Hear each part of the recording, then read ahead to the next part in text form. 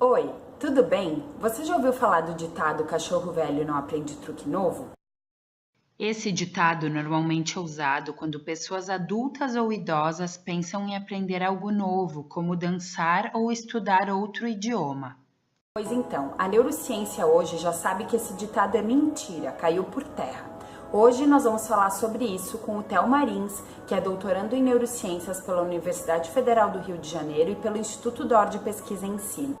O objetivo principal do Theo é estudar neuroplasticidade. Theo, o que é É a neuroplasticidade? capacidade do cérebro de se alterar frente a eventos externos do ambiente onde a gente se encontra ou a eventos internos do nosso pensamento, nossas experiências. Até bem pouco tempo atrás, a gente não entendia muito bem, nem sabia que o cérebro era tão capaz de se alterar assim.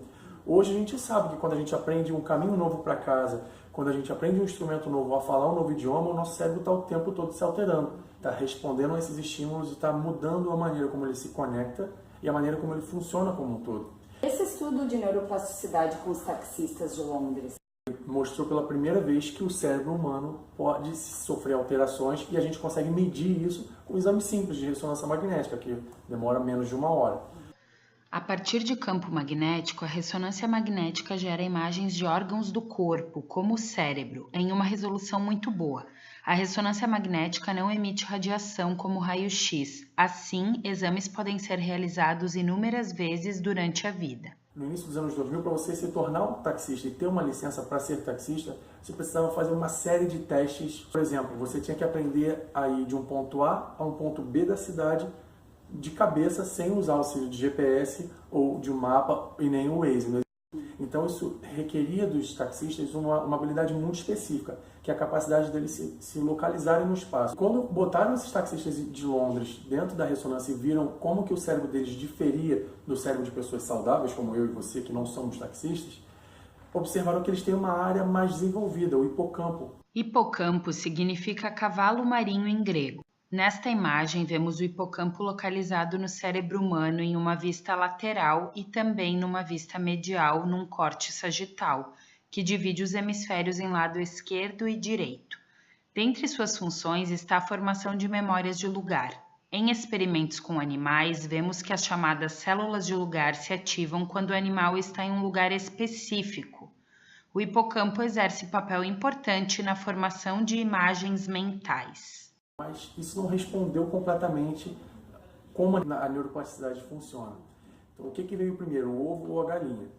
Eles se tornaram taxistas de Londres porque eles já tinham aquela área mais desenvolvida, ou eles desenvolveram aquela área à medida que eles aprendiam o percurso. E logo depois, uma série de estudos foram acontecendo que mostraram que sim, a gente consegue intervir no cérebro, a gente consegue ensinar uma tarefa nova para o cérebro e ele se altera em resposta a ela.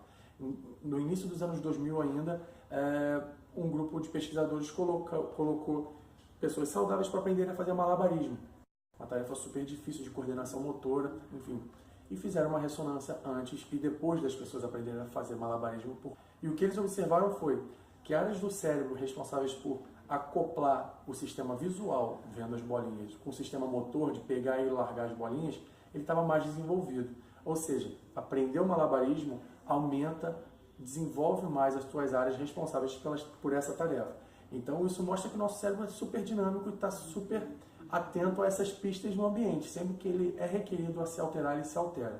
Então isso é uma mensagem que é sempre bom de deixar. É importante manter o cérebro sempre em movimento, manter a gente sempre aprendendo alguma coisa nova para o cérebro se readaptando à medida que a gente tem essas necessidades.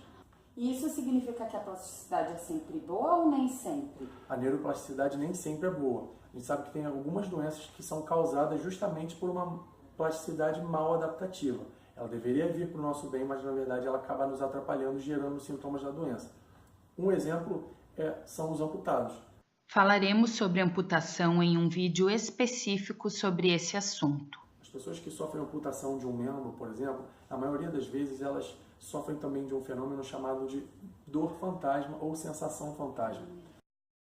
Essa sensação fantasma traz dor e incapacita essas pessoas de trabalharem, de fazerem as tarefas diárias, porque elas sentem muita dor no membro que na verdade não existe. Quando a gente submete essas pessoas a um exame de ressonância magnética, a gente vê que o que aconteceu foi que o cérebro se alterou de tal forma depois da amputação que mantém presente a sensação que aquele membro ainda está ali. Neuroplasticidade é a capacidade do nosso cérebro de se adaptar a mudanças. O cérebro se altera o tempo todo, e isso não tem idade. Sabemos que nos estágios iniciais da vida temos neuroplasticidade aumentada, mas ao longo da vida adulta e na velhice, esse processo segue acontecendo. Sigam o canal para acompanhar os vídeos semanais. Por hoje é isso, um beijo!